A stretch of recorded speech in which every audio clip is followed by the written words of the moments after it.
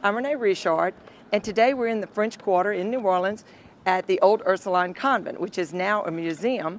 This facility is located at the corner of Charters and Ursuline Street, and it has served New Orleans for centuries, literally, as a very holy place with a lot of different usages. So we're going to explore the history behind this great place on today's episode of Roots of Faith.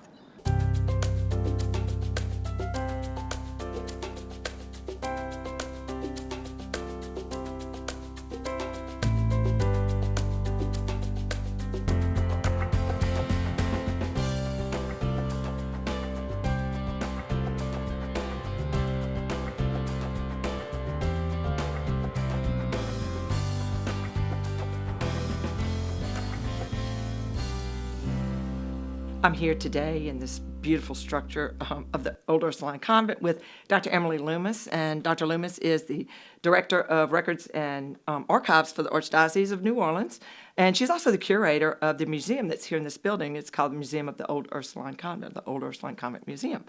And so you're very familiar with this building. I am. You have an office in this building as well as the museum exhibits that are done, and you do talks about this all the time. So this was an easy one to prepare for. This building is actually the oldest in the Mississippi River Valley, here, well, in the whole Mississippi River Valley. We're actually in the library of the Old Ursuline Convent, which is on the second floor. People usually don't get to see it. And we're overlooking St. Mary's Church, which is actually attached to the building. But tell us some of the early history and how it came to be. Well, the Ursulines arrive in New Orleans in 1727 with two missions. Their main mission is to serve at the Royal Hospital, which would have been located right next door to this. And so that was why the French crown wanted them here. But the Ursulines, their main interest is to educate young women. And so they take on the mission of coming to work at the hospital if they can start that mission to start the education. I'm a long Ursuline graduate, so I get that education as well. So from 1727 on, they're here as a teaching order and also to take care of the Ursuline of the Royal Hospital. What's interesting about this building is this building didn't exist for them. They were assured that they would have a convent when they got here, and they didn't have one. So they are staying in Bienville's house, something that he owns. It's called the Holy House. We have some drawings of what that originally looked like. It's on the other side of the quarter. And the sisters are really smart because they tell the crown, I'm sorry, we can't cross the city and go to the Royal Hospital to do the ministry because we're cloistered. But we'll go ahead and start the education for young girls. So that's why you have this oldest school in the United States begun in 1727 for the young women. It's also the reason why the women in New Orleans could read and write better than the men. So in all of our wonderful sacramental records, you see women being able to sign their names and men just making a mark. Yeah. But that education continues. So the crown takes 9 years before they actually build them a convent. And it's here on this campus. That building faced the river, ran from the river all the way through to the other side of Royal Street. So it was a much longer piece of land and property. And they had their gardens. It's where they grew their herbs. It's where Sister Hebert begins to become to learn about medicine. Right. She was one of the first, right? She's the in first the woman pharmacist in the United States. And that was Mother all here. Xavier Hebert. I know. And she says, she volunteers. She says, I'll figure this out. So she starts experimenting with herbs. They say that the men at the Royal Hospital would then, and the men that needed treatment, would then go to the hospital because then you had some women that were caring for them rather than just sort of the butchering practices of men in medicine of that time period. So they were getting a little more care, they were getting a little more support, and, let's face it, women are able to give that kind of care a little bit better than men, especially at that time. Right, and we see more men because it was a military hospital. These are the militia, that were here. And so it's predominantly men that are there. And the Ursulines are the first. They're the women that are educated. They're the first that are not the vagabonds, the prostitutes, the prison, people, because France really opened the floodgates to every undesirable that they wanted, they sent to Louisiana to populate. To get them out of France. Right. They They'd would clean pick up out the people- prisons or clean out the orphanages, Streets, the streets, everything. whatever, and send them here. Exactly. So the Ursulines then come here, and they're now a presence that is going to start to help with the cleanup, to help educate young women so they become marriageable, and to really start this foundation of education. But again, they first get that structure, and they don't know how to build back then. So as soon as the building goes up, it starts to deteriorate and fall down. The only thing that we have that's part of that first building is the staircase. Stairwell. The center stairwell. Yeah, that center staircase. It's beautiful. It's cypress. It has this wrought iron that goes all the way up to the third floor in the balustrade. When you look at the staircase, it's a free hanging staircase, so it actually goes into the wall rather than it having, Supports like support going up, right. underneath, which it's the same way in the attic. You get these other supports and the weight goes down. So it's this fabulous engineering. But this building doesn't start being planned until 1745. So less than 10 years after the first building is deteriorating, they have to build something else. This building then is completed 1750 to 52. We don't have the exact completion date because, again, they're sort of using the same format. The Right. staircase is staying into place. And so it's a great sort of use what you can use and then keep going for the outside. So as I said, the weight, and when you in the attic, the weight goes down across the beams. Norman trusses. Yep, it goes across into the beams. And this is just a really cool building. When you start looking at what they were doing here, why they were doing it here, and I can't wait to show you even more of the building.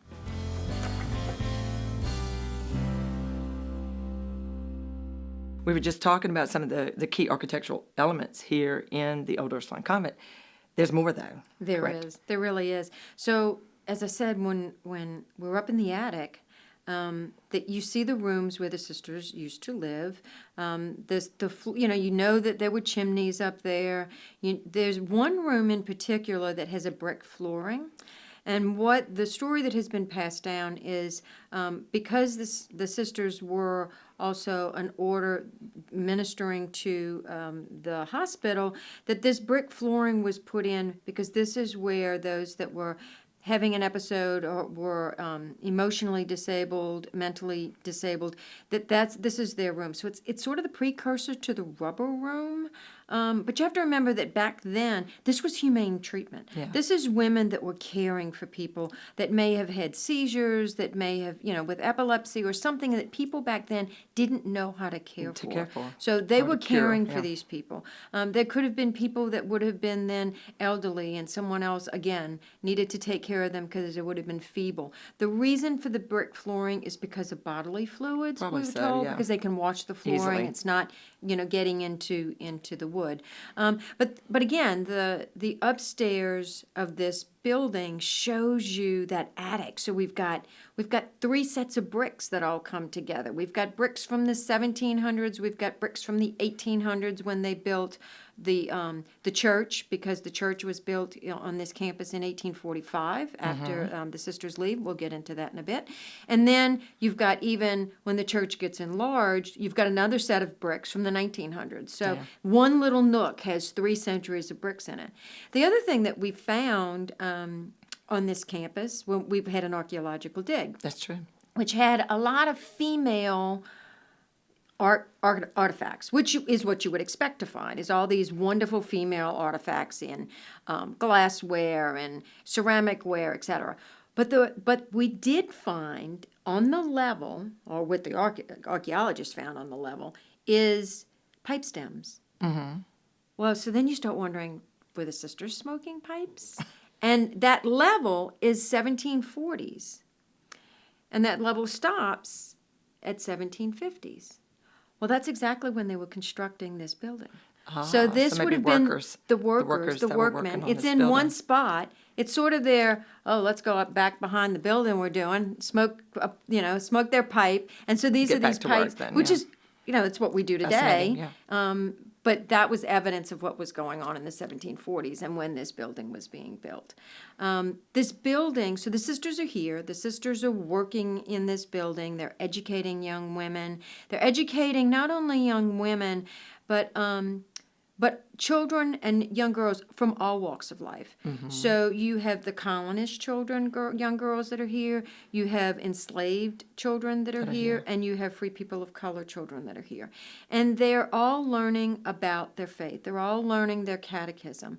And what we see is there's a great letter that comes from Father Le Petit, who is at the cathedral, and he comes to inspect. And he tells the sisters to stop letting the young girls mix on the play yard together because he doesn't think they should be mixing. And the sisters do exactly what sisters do, especially the Ursulines, and disregard whatever the priest told them to do, and let the young girls continue to interact together and to play together. And it's just this way that the Ursulines have always let young women interact and learn from each other. That they're all one, yeah. Yeah, that they're all one and they all learn from each other. So it's that type of feel that happens here. But to be true to the times as well, the Ursulines, we do have records of the Ursulines owning slaves themselves. We do see that their slaves marry and have children, and so we know that that was also part of that time. Culture. And it's not something that we hide when we talk about the history of this building. So the sisters continue here. They let go of the Royal Hospital during the Spanish period in the 1780s. And the Spanish nuns come in. The French nuns have left. The Spanish nuns are here. We have a beautiful vestment that was embroidered by Hand-embroidered by them. Oh, my goodness, with gold and silver thread. And, this is what happens when you don't have TV and internet and the web and you have nothing else to do but sit and sew. So you have that beautiful vestment that's here. We have statues that they brought with them when they first arrived. Our Lady of Prompt Succor certainly is very close to them. That statue actually arrives in 1810. And then the city starts to grow, and it gets very crowded. And the sisters start having trouble being here on this campus. And by the 1820s, they're deciding to cut Charter Street all the way through. Before that, it wasn't. If you look at the early maps of the No. city, it's blocked. There's a big Exactly. block where this stood. And they're cloistered. Yeah. So they're even going to have trouble crossing the street to get to their gardens. Right. So the sisters make the decision to move downriver to their Dauphine Street convent. They have that built.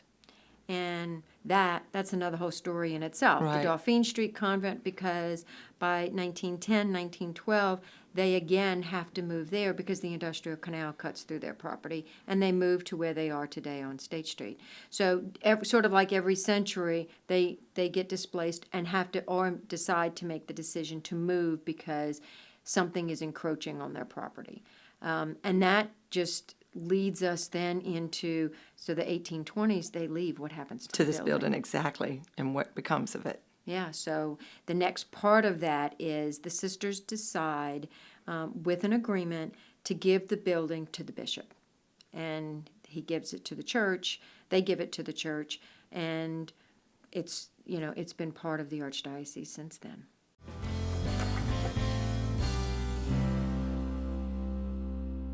We were just talking about once the Ursulines left in this place, this convent is turned over to the archdiocese. Its use begins to really change, and there's some significant things that occur. We know it's a holy place, but now we're going into it being housing the bishop. Right, yeah. So, 1820s, when the sisters give the property to the bishop, we're only a diocese. Remember the diocese of Louisiana and the Floridas, so we're not an archdiocese yet. That's 1850. But the bishop then moves here. In 1832, the legislature meets here because the legislature was in New Orleans. We think about Baton Rouge, is where the Head of capital government now, was, but it was here, and of course it's going to move to Donaldsonville and several other places. But there's about 7 pieces of really interesting legislature that take place here on this campus. And it's during that time period in 1832, when the legislature is meeting on this campus. And they're probably meeting in this room. They may have been, or they're meeting downstairs somewhere. Yeah. This becomes the bishop's library. It's a beautiful library. We have books here dating back to the 1700s. It's probably one of the better collections in both French and Latin of sacred text, and learning about the Catholicism and learning about French saints, etc. So it's not only the bishop and then archbishop's library, but it also has the Marist library has been added to this, and there's several other libraries that have all come together. Come in here. But they're beautiful books, and I'd love to be able to have a full inventory of everything that's in there. So if you want to volunteer, we can inventory it. No, so back to the library. So this is the library. The church. The bishop decides he needs a church. So this is Bishop Blanc. There had been a chapel on this campus that the Ursulines used, but it's not the same one that's here. So during the Battle of New Orleans, when everything is going on, everybody comes here and thinks, ooh, this is the church. This is not the church. There was another church where they all were. But this church, built in 1845 for the bishop. It was the bishop's chapel. And you made a comment about it being Antoine Blanc. Yes. That was bishop at that time, which is a connection to our diocese, because Antoine Blanc was such a profound priest in the Baton Rouge area before he came here, really all up and down the Mississippi River. Point Capee, right, Natchitoches, he and his brother. And Monsignor Green, writes about him. So that's our connection, especially through him, during this time period, Baton Rouge is part of this diocese. We are, but I mean Antoine Blanc is all over in our sacramental books. It is. And in our history. One of the things that he does is he creates so many so many parishes during that time period. He's also very concerned about language. And he wants to make sure that we're ministering to anyone in their language. He wants to make sure that the priest can speak multiple languages. So he sends French priests to learn English. He sends, English priests to learn French. So he is very dynamic in the diocese. And this is where he lives. We have his daybed. We have his office here up on the second floor. And the church that he builds is smaller than the one you see now. It stops at where today would be the communion rail. Up in the ceiling, which we uncovered within the last several years and last couple of decades, there is the crest of the archdiocese. Well, there used to be a false ceiling, and we didn't know that was existed. there. Yeah. There's a beautiful stained glass window that depicts the Battle of New Orleans under the feet of Our Lady of Prompt Succor. So you're getting both history things. Yeah, you're getting some history into the windows. The church at the time is known as St. Mary's. It's certainly the Archbishop and the Bishop's church, and it's used. We have great sacramental records from the time period, but it's a community church. It's really his private chapel. The window was overlooking the altar. So when you look out from this window behind us, it would have overlooked the altar. When you look directly above the ceiling, you see the Holy Spirit. So you know that that's where the altar was. Mm-hmm. During the turn of the 19th century, so 1900s, from 1800 to 1900, the city is populated, especially the French Quarter, with Italians. Italian immigrants. It's the Italian immigrant time period. in. And I know you've done a great show on the Italian immigration. So this then becomes known as St. Mary's Italian, because there are priests then here ministering to the Italian community. And there's a school here. There's a boxing ring in the backyard. One of the things that I mentioned that the bishop... That's the first thing I learned. That's new to me. One of the things that the bishop did when he took over the building was he flipped the building. The building faced the river. And he decided when they cut Charter Street to make then the front of the building be the Charter Street entrance. He puts in a gatehouse. He has, the kitchen then is in the back. So it kind of flips around what it looks like, although the front and the back were very similar at the time period, so he flips those things around. We have some great pictures of the balcony that was across the backyard. There was a black top. There was, it was a school. Yeah. It was a school for the Italian community. We have a lot of people that grew up in the city, that grew up in the French Quarter, that are Italian descendants, who went to school here, whose parents were married here. The church no longer is a parish itself, but it is open for weddings and funerals and special occasions. It's certainly always open when you come and tour the old Ursuline Convent and see and go through the museum. But the church itself is still used for certainly mass. Right. Yeah. And not Go to ahead. interrupt you. No. No, one of the specialties too that's there was New Orleans hosted the 1938 Eucharistic Congress. Mm-hmm.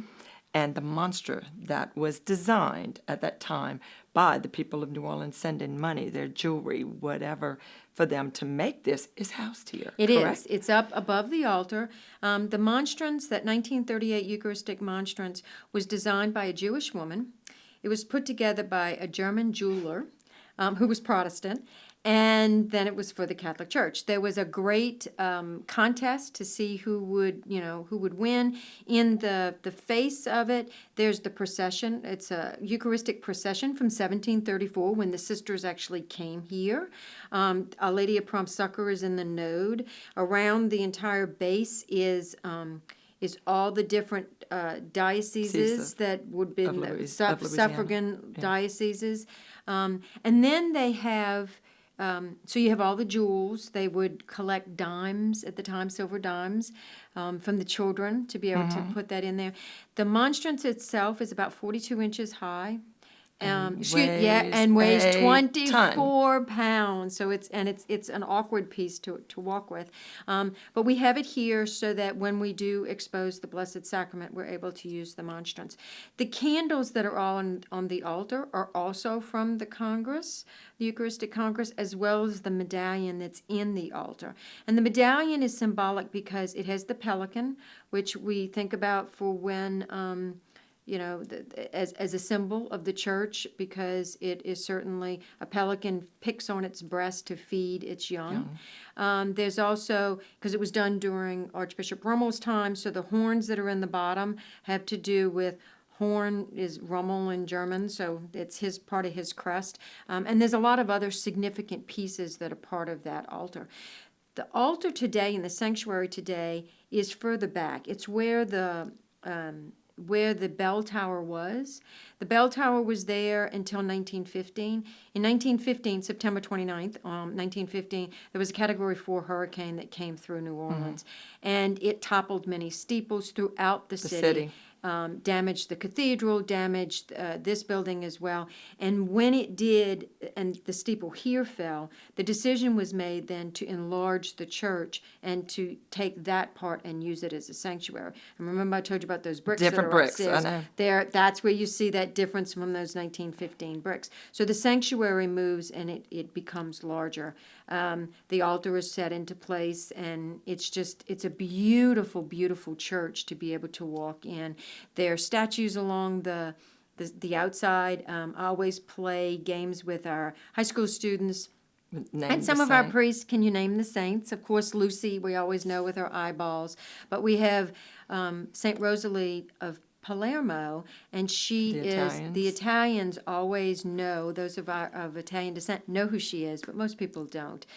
She was a hermit. She was very wealthy and went into a cave and prayed the rest of her life. And when there was this plague in Palermo, she appeared and said, if you find my bones and give them a proper burial, the plague will end. And it did. Oh. So Rosalie is here, and she's the one that people don't know too much about.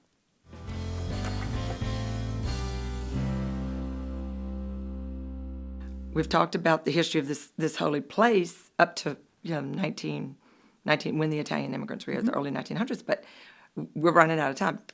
What can we learn about, I know, from that point to the current time? Because again, it's changed a lot. It does. It continues to change. This is a building that continues to change in its use, and it's always been used as a place to either nourish Catholicism, nourish the administration of the bishops, but also then in the 1900s, because the bishops are here, it also then houses the archives. And the archives are here in this building until Hurricane Katrina, which thankfully for the Diocese of Baton Rouge, because you and I were there at the time together, a lot of the material from this building then went to the Diocese of Baton Rouge for safekeeping, and then it returned. When it returned, it wasn't put back into this structure, facility. right. But what we did, the building had already become the ground floor a museum.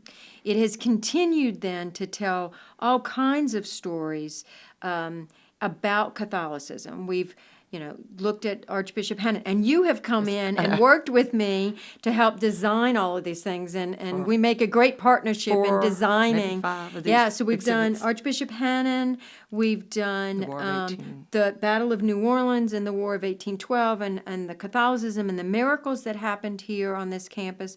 We've done Ordinary People, Extraordinary Lives. Extraordinary Lives, which is all of those saints, which For all the people that have really looked visited at here or and been here. looked at the statues. We the statues in the garden all have a saintly, all Meaning. tied to saints or people on the path to sainthood. And I know you've covered a lot of these in your shows, and so those statues are out there. We've also looked at Mother Henriette DeLille and her. How she's tied to the convent. We always try to bring it back to how someone is tied to here. And currently, we have our exhibit on the tricentennial, which is called The Church and the Crescent, 300 Years of Catholicism in New Orleans. And we look at the roots of Catholicism here through the eyes of the cathedral, and through the eyes of that first small parish church and how it can, how it grew. And so, the museum, I certainly encourage and invite people to come to the museum. Museum is open Monday through Saturday, but Monday through Friday it's open from 9 to 4.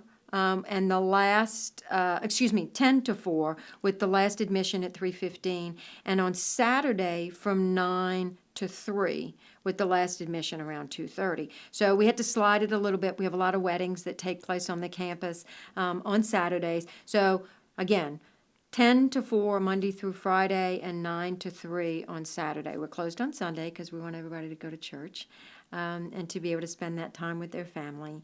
And it's just a beautiful campus. It is. And you've given us such a great history of it. So, it's been amazing. And if you haven't been here to the exhibit, so many people don't even know it exists. I pump it up in Baton Rouge all the time. But I thank you, Dr. Loomis, for being my guest today. Sure. Lee, is that? For being my guest today. And folks, join us for another episode of Fruits of Faith.